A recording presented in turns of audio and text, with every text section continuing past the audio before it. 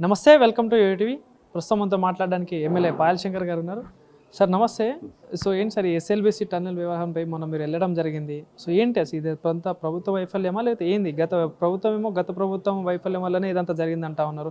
కానీ అయితే ప్రతిపక్ష పార్టీ బీఆర్ఎస్ పార్టీ ఏమో ప్రభుత్వ వైఫల్యం అంటా ఉంది. ఏం చెప్తారు? ప్రమాదం జరిగినటువంటి సందర్భంలో అక్కడ ఉన్నటువంటి పరిస్థితులను బట్టి చూసి మేము రాజకీయ విమర్శలు చేయొద్దు అనుకున్నాం.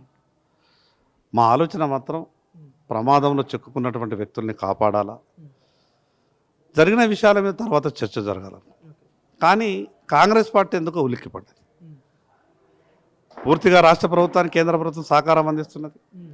ప్రమాదం జరిగినటువంటి క్షణాలలోనే దేశ ప్రధానమంత్రి గారు రాష్ట్ర ముఖ్యమంత్రి గారికి ఫోన్ చేసి అన్ని రకాలుగా మేము సహకారం అందిస్తాం, మీరు అధైర్యపడద్దు, మీకు ఏం కావాలో మేము ఉన్నామని చెప్పి ఈ దేశంలో ఉన్నటువంటి అందరి నిపుణుల్ని ఎస్ఎల్బీసీకి పంపించి కేంద్ర ప్రభుత్వం పూర్తిగా సహకారం అందిస్తుంది.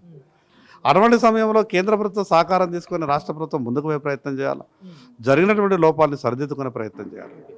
కానీ కేవలం రాజకీయ విమర్శలు చేయడానికి కాంగ్రెస్ పార్టీ పరిమితమైంది. ఆ ఎస్ఎల్బీసీలో జరిగినటువంటి సంఘటన చూస్తే మాకు వచ్చినటువంటి అనుమానం ఏంటంటే 2019-20 పనులు ఆగిపోయినాయి, 24-25 పనులు ప్రారంభించారు. 4-5 సంవత్సరాలు ఒక ప్రాజెక్టు ఆగిపోయిన తర్వాత దాన్ని ప్రారంభించటం. జనరల్ ప్రాజెక్టు వేరు, బయట ఓపెన్ కెనాల్స్ ఏమైనా ఉంటే ఆ కెనాల్స్ ఆగిపోయింది, బ్యాలెన్స్ వర్క్ ఏదైనా కంటిన్యూ చేయొచ్చు, పెద్దగా మార్పులు చేర్పులు రావు. కానీ ఇది ఒక సొరంగం, ఈ దేశంలోనే ఒక క్లిష్టమైనటువంటి పరిస్థితుల్లో క్రిటికల్ ఉన్నటువంటి ఒక ప్రాజెక్ట్. దాన్ని 4-5 సంవత్సరాలు ఆగిపోయినటువంటి ప్రాజెక్ట్ని తిరిగి పునఃప్రారంభించేటప్పుడు నిపుణుల చేత పూర్తిగా సర్వే చేయించాలి. జిఎస్ఐ రిపోర్ట్లు కానీ మిగతా ఇంజనీర్ల సలహాలు సూచనలు కానీ 1-4 సార్లు ఆలోచించిన తర్వాత ప్రాజెక్టు మొదలుపెట్టడం ప్రయత్నం చేయాలి. కానీ హడావుడిగా వాళ్ళు ఏం చేశారో అర్థం కాలేదు. పనులు ప్రారంభించడం ప్రమాదం జరిగింది. అక్కడ ఉన్నటువంటి ప్రత్యక్ష సాక్షులు చెప్పినటువంటి కథనం ప్రకారం వాళ్ళు ఏమంటారంటే స్లాబులు కూడా కుంగిపోయినాయి అంటారు. స్లాబులు కుంగిపోయినంటే మాకు ఇంకా అనుమానం వస్తూ ఉన్నది. మరి నిపుణులు లేరా, లేదా ఇంకేమున్నది? ఇంకోటి, పనులు చేపడుతున్నటువంటి కాంట్రాక్టు సంస్థ పూర్తిగా ఆర్థికంగా చతికిలబడ్డది. ఇప్పుడు ఇన్ని సమస్యలు ఉన్నాయని చెప్పి అక్కడ ఉన్న అధికారులు కానీ పనిచేసే వాళ్ళు చెప్తా ఉన్నారు. కానీ మరి రాష్ట్ర ప్రభుత్వానికి కానీ స్థానిక మంత్రులకి ఇదంతా చూసుకోలేదంటారు సార్? అదే మాకు అర్థమవుతుంది. మంత్రులు తలో రకంగా మాట్లాడతారు. ఒక మంత్రి పోతాడు ఒక రకంగా స్టేట్మెంట్ ఇస్తాడు, ఇంకో మంత్రి ఇంకో రకంగా స్టేట్మెంట్. మంత్రుల స్టేట్మెంట్కే పొంతన లేకుండా పోతుంది. అందుకు ప్రజలు కూడా ఒక గందరగోళానికి గురవుతారు. ఇప్పుడు ఒక ప్రాజెక్టు మేము గొప్పగా మాట్లాడుతున్నారు కదా, టీఆర్ఎస్ చేయని పని మేము చేసినామని సంతోషం.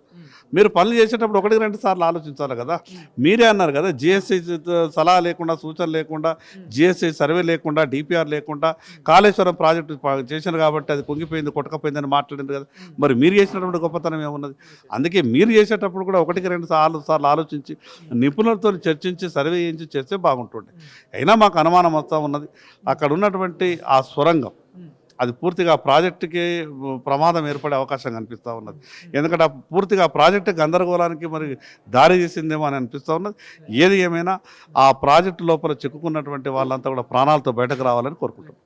ఏదో చూసుకుంటే ఇప్పుడు రాష్ట్రానికి నిధుల విషయంలో కేంద్రాన్ని ప్రధానమంత్రి గారిని ముఖ్యమంత్రి గారు కలుస్తున్నారు, చాలాసార్లు కలిశారు, కానీ నిధులు మాత్రం రావట్లేదని చెప్తాను. ఇంకోటి, ఈరోజు నిన్న రేవంత్ రెడ్డి గారు చెప్తున్న పరిస్థితి, మా పోటీ మోడీ గారితో కాదు కిషన్ రెడ్డి గారితో మా పోరాటం అంటా ఉన్నారు. ఏంది అసలు? ఏం చెప్తారు? ముఖ్యమంత్రి గారే జవాబు చెప్పాలా. పోరాటం చేయాల్సినటువంటి పని లేదు, సహకారం తీసుకోవాలి. పోరాటం ఎన్నికల్లో చేద్దరు, కానీ ఇంకా ఎన్నికలు ఇంకొక 3.5 సంవత్సరాలు 4 సంవత్సరాలు ఎన్నికలు ఉన్నాయి. ఎన్నికలప్పుడు పోరాటం చేద్దాం.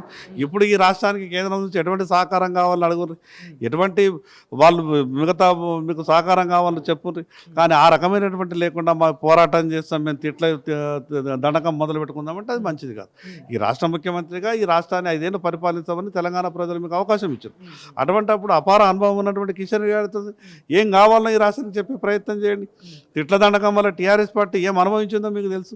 ఇదే రకమైనటువంటి అహంకార వ్యవహారం చేసింది కదా టీఆర్ఎస్ పార్టీ. రాష్ట్ర అభివృద్ధి విషయంలో కేంద్ర మంత్రులు కానీ స్థానిక ఎమ్మెల్యేలు కానీ మాకు సపోర్ట్ చేయట్లేదు నిధులు తేవడం విషయంలో అని చెప్పేసి అంటారు. ఎందుకు సపోర్ట్ చేయరు? 100% సపోర్ట్ చేస్తారు. మీరే అంటారు కదా, ఒక పక్క ప్రధానమంత్రి నరేంద్ర మోడీ గారు చాలా మంచి వాళ్ళని.